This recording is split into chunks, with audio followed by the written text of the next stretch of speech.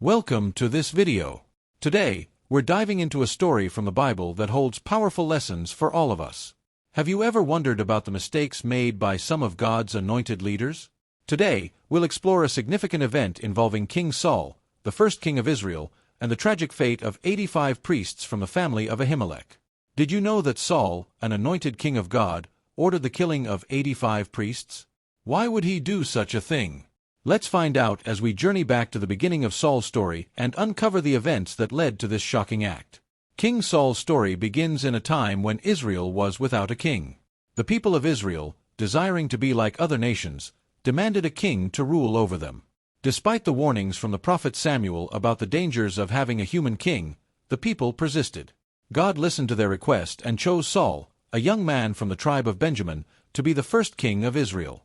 Saul came from a humble background. He was the son of Kish, a man of some wealth from the tribe of Benjamin, one of the smallest tribes of Israel. Saul was a tall and handsome young man, and his physical appearance set him apart from others.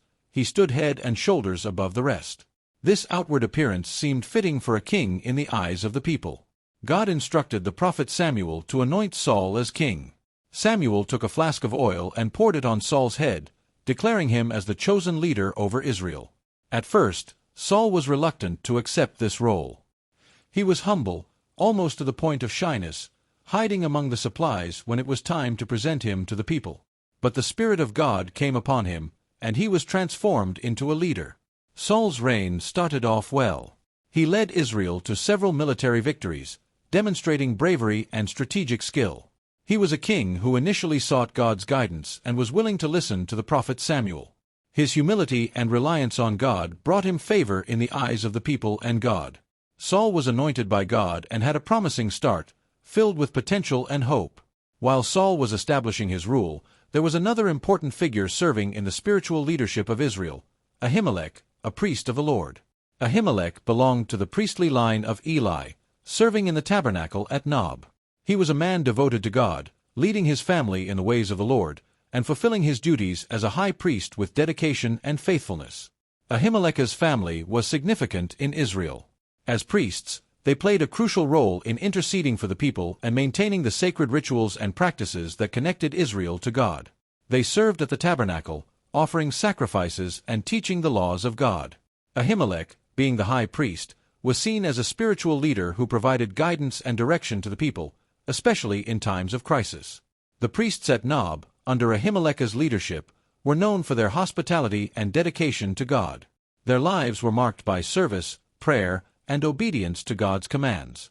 They were highly respected and trusted within the community, and Ahimelech himself was known for his kindness and willingness to help those in need.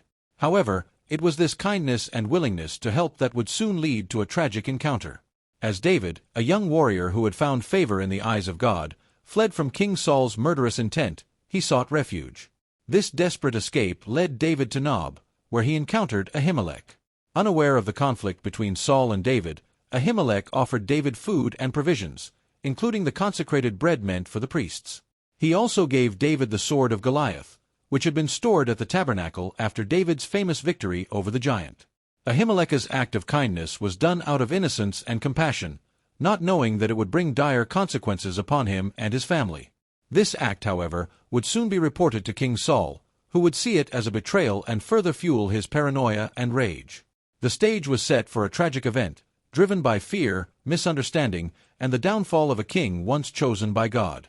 As David fled from King Saul, who was bent on killing him, he sought refuge wherever he could find it.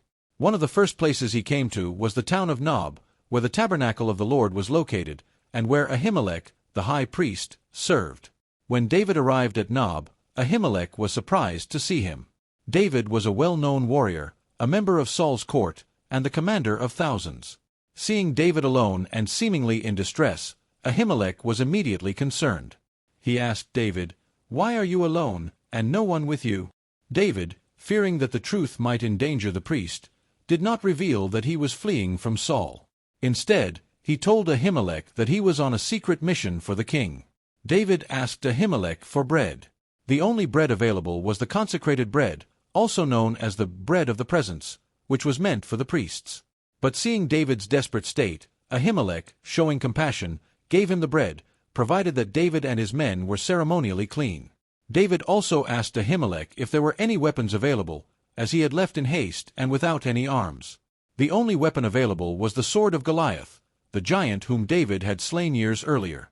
The sword was kept wrapped in a cloth behind the ephod, a sacred priestly garment. David gladly took the sword, thanking Ahimelech for his help. Unbeknownst to both David and Ahimelech, one of Saul's servants, Doeg the Edomite, was present at Nob and witnessed this interaction. He saw Ahimelech provide David with food and a weapon, and he would later use this knowledge to further his own gain and serve Saul's paranoia. Meanwhile, King Saul's relationship with God was deteriorating. Saul had repeatedly disobeyed God's commands, leading to his rejection as king. The prophet Samuel, who had anointed Saul, delivered God's message to him: "Because you have rejected the word of the Lord, he has rejected you as king over Israel." God chose David, a young shepherd boy from the tribe of Judah, to be the next king. David was described as a man after God's own heart, and he was anointed by Samuel to be king in Saul's place. However, David did not ascend to the throne immediately.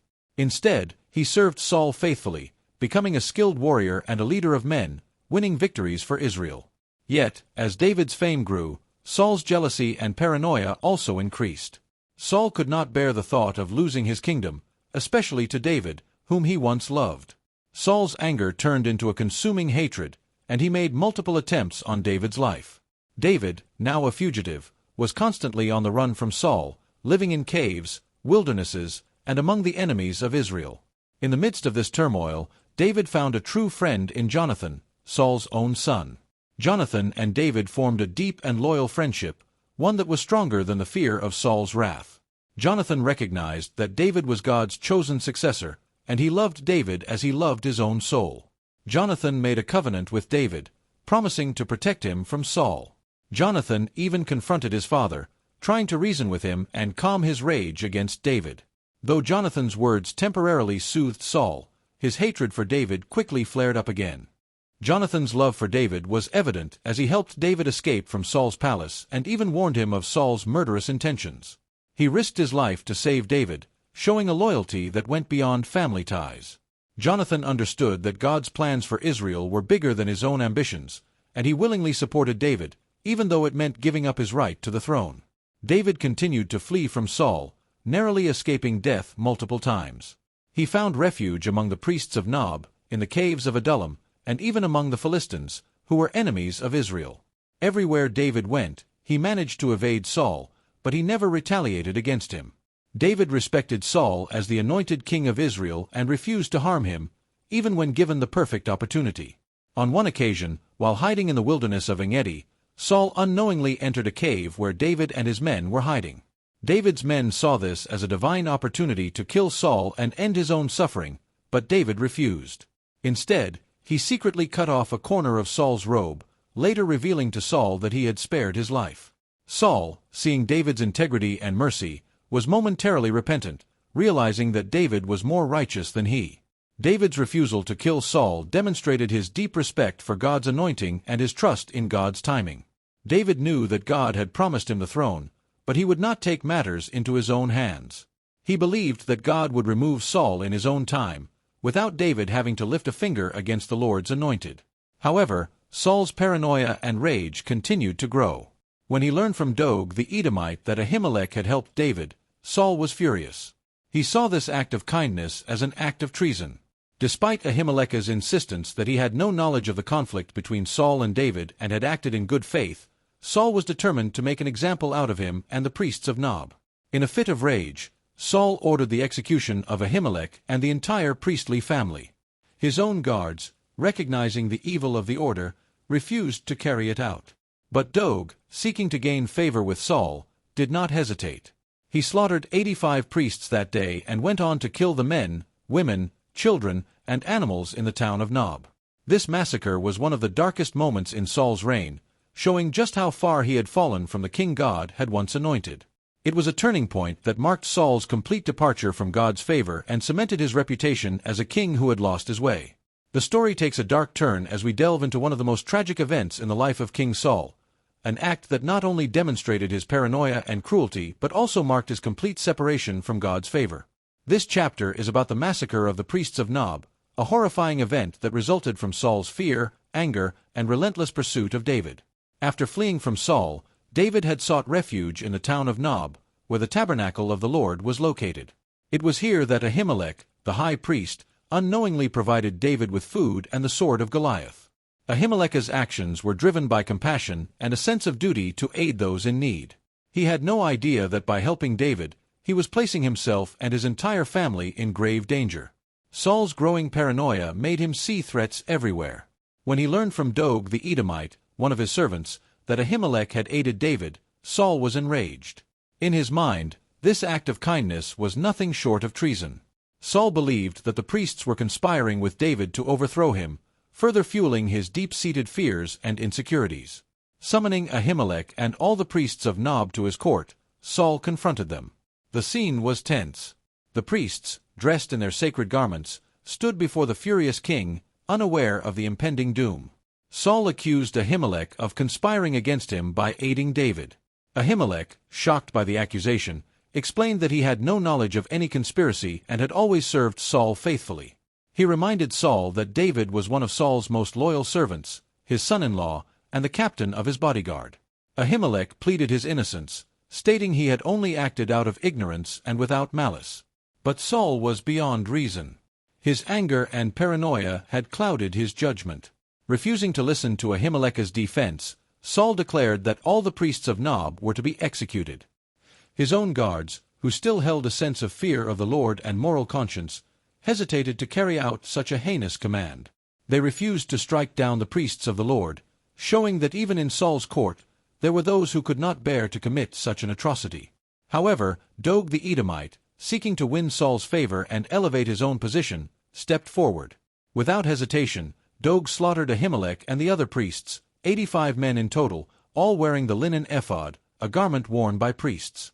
This was not just the killing of innocent men, it was an attack on the spiritual leaders of Israel, a direct assault on those who served God. But the violence did not stop there. Following Saul's orders, Doeg proceeded to Nob, the city of the priests, and killed all the men, women, children, infants, and even the animals. It was a total massacre, a ruthless and barbaric act that left the entire town in ruins. The once thriving community of priests, who served God and the people, was destroyed in a single day. This massacre was a significant turning point in Saul's reign. It revealed the extent of his madness and the depth of his fall from grace. No longer was Saul acting as the anointed king of Israel. He had become a tyrant driven by fear, jealousy, and rage. This brutal act further alienated him from the people and from God. Saul's actions were now leading Israel into a period of darkness and instability. Only one of the priests, Abiathar, the son of Ahimelech, managed to escape the slaughter. He fled to David and told him all that had happened. David, grieved by the news, took responsibility for the tragedy, realizing that his presence in Nob had inadvertently caused the massacre. David offered Abiathar refuge, promising to protect him, and declared, "Stay with me, do not be afraid, for he who seeks my life seeks your life. With me, you shall be in safe keeping." David's response to the massacre highlighted the stark contrast between him and Saul. While Saul acted out of fear and hatred, David showed compassion and took responsibility for his actions. The massacre at Nob became a defining moment, underscoring the inevitability of Saul's downfall and David's rise as the chosen king.